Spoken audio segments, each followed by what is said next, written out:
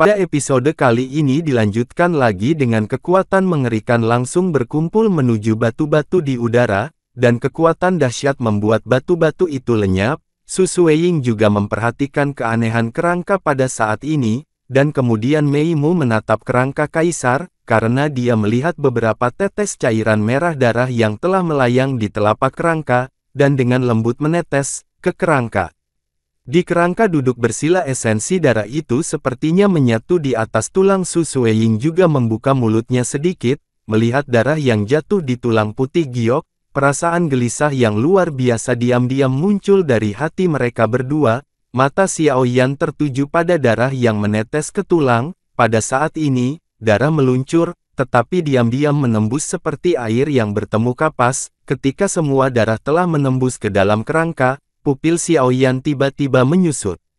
Pada saat ini, dia tiba-tiba merasa bahwa beberapa kehidupan telah muncul dari kerangka yang awalnya layu di depannya yang telah hilang selama beberapa tahun yang tidak diketahui. Su Sueying juga cepat merespons, dan saat dia merasakan vitalitas, raungan cepat datang dari mulutnya. Pada saat yang sama, kakinya menginjak tanah, dan tubuhnya ditembak kembali seperti kilat. Tepat ketika mereka akan mundur, kerangka putih giok yang duduk bersila di kursi batu sedikit bergetar, dan kemudian, sesaat setelah darah merah darah bergabung ke dalam tubuh putih giok, lubang di tengkorak tengah gelap, dua warna merah darah samar muncul berkedip-kedip. Tepat ketika keduanya keluar dari ruang batu, tiba-tiba ada suara tulang berputar di ruang batu yang semula sunyi. Di bawah suara ini, Xiao Yan dan Su Sue juga saling memandang, dan kemudian menatap Yuyu.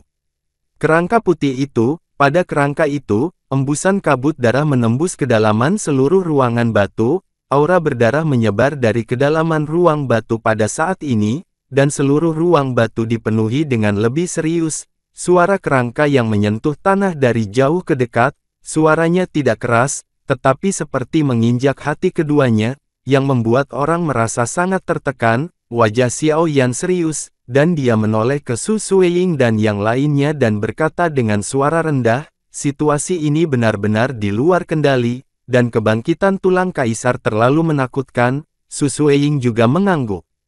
Kali ini dia datang ke sini untuk mengumpulkan informasi yang cukup, tetapi dia jelas tidak berharap bahwa penguasa reruntuhan akan dibangkitkan. Di dalam ruang batu, kabut darah perlahan berfluktuasi di bawah tatapan mereka berdua. Segera, kerangka yang seluruh tubuhnya diwarnai merah darah oleh kekuatan esensi darah, berjalan perlahan melalui kabut darah, dan muncul di tempat kedua. Orang-orang melihat ke bawah, kalahkan aku, hidup yang kalah. Mati kerangka berwarna darah berhenti beberapa meter di depan mereka berdua dan perlahan mengangkat kepalanya. Di mata kosong, cahaya darah melintas, dan suara acuh tak acuh kuno dan serak terdengar lembut di ruang batu. Sosok yang keluar dari kedalaman ruangan batu itu secara mengesankan terdiri dari bagian-bagian tulang putih giok. Tubuh kurus kerangka berdiri di ruang batu. Setelah menyerap esensi darah, tubuh yang semula putih giok menjadi lebih putih. Seluruh tubuh memancarkan kabut darah tebal, dan telah berubah menjadi warna merah. Perasaan berdarah yang sangat kuat. Di rongga mata kerangka, dua lampu merah redup sedikit berkedip, kemudian mereka berdua melihat bahwa darah yang baru saja bergabung ke dalam kerangka tampak kembali mengembun di dada kerangka kaisar, di mana ada beberapa tetes darah merah darah yang berdenyut, dan warna merah darah memancar tak tertandingi. Kekuatan, itu harus sama dengan mesin, ditenagai oleh darah sebagai intinya, sehingga kerangka dapat dibangkitkan untuk waktu yang singkat, sehingga melindungi darah kaisar. Tetapi selama kerangka dapat dikendalikan atau darah dapat ditangkap, maka kerangka itu tidak akan menyerang dirimu sendiri. Su Sueying juga sedikit menggerakkan matanya yang indah, jadi dia menemukan sesuatu yang sama. Benar-benar tidak mudah untuk mendapatkan hal-hal baik. Xiao Yan mengutuk keras, seolah-olah dia tahu hanya dari persepsinya bahwa kekuatan kerangka saat ini jauh lebih kuat daripada Dou di bintang 4. Apalagi dikalahkan. Ketika suara serak dan kuno dari kerangka perlahan-lahan jatuh, ekspresi keduanya yang berdiri di luar ruang batu juga sedikit berubah. Tampaknya hari ini, jika Anda tidak mengalahkan kerangka kaisar ini, Anda tidak akan dapat pergi dengan mulus, apalagi mengambilnya. Untuk darah kaisar, selain itu, Xiao Yan mendengar dari tuannya, Raja Naga Emas, bahwa esensi darah dari pembangkit tenaga listrik yang sebanding dengan puncak Kaisar Dou Bintang 7 sangat berguna, dan kerangka putih giok ini juga digunakan untuk tujuan lain, tetapi Raja Naga Emas hanya menyebutkannya secara singkat. Tidak ada teks lagi, tapi jangan panik, ada jejak-jejak jiwa yang ditinggalkan oleh orang kuat di kerangka ini. Bahkan jika itu diaktifkan oleh kekuatan esensi darah, itu bukan Kaisar Pertempuran Bintang 7 yang sebenarnya. Bukan tidak mungkin, tetapi premisnya adalah kita harus bergandengan tangan, jika tidak, jika dikalahkan oleh masing-masing dari mereka, kemungkinan besar seluruh pasukan akan musnah. Xiao Yan berkata dengan suara yang dalam, mendengar apa yang dia katakan, Su Sueying juga sangat setuju. Jika tidak ada kekuatan seperti itu di reruntuhan, maka dia tidak akan takut pada kerangka ini, tetapi sekarang, di mana peri apimu, aku bisa memecahkan kerangka ini dengan memanggilnya. 3 menit Su Sueying menginjak teratai hijau, dan api suci biru mengelilinginya. Dia jelas sedang melakukan sesuatu, itu baru saja tertidur lelap. Xiao Yan juga mengerutkan kening. Sial, ini terlalu banyak masalah. Sekarang beri aku 5 menit, mata Su Sue menyipit, dan kemudian dia menggigit bibirnya, dan api biru muncul. Su Sueying melihat dan melihat bahwa warna merah darah di permukaan kerangka kaisar semakin gelap, dan esensi darah merah darah di dalamnya terus-menerus memancarkan kekuatan agung, dan itu juga bergerak cepat di tubuhnya. Bagian tergenang, Xiao Yan dan Su Sueying juga melihat tempat yang sama. Silakan, kamu tidak bisa menunggu lebih lama lagi, jika tidak, ketika darah menyebar lebih banyak, kekuatan kerangka ini juga akan meningkat. Xiao Yan berteriak keras. Begitu suara itu jatuh, Su Sueying sudah mengerti bahwa waktu tidak bisa membiarkan mereka menunda lebih lama lagi. King Liantai perlahan memanggil, dan kekuatan api suci Qian langsung menutupi seluruh tubuhnya. Begitu api suci keluar, aura berdarah yang memenuhi udara juga banyak dihilangkan. Kekuatan api suci benar-benar sesuai dengan reputasinya.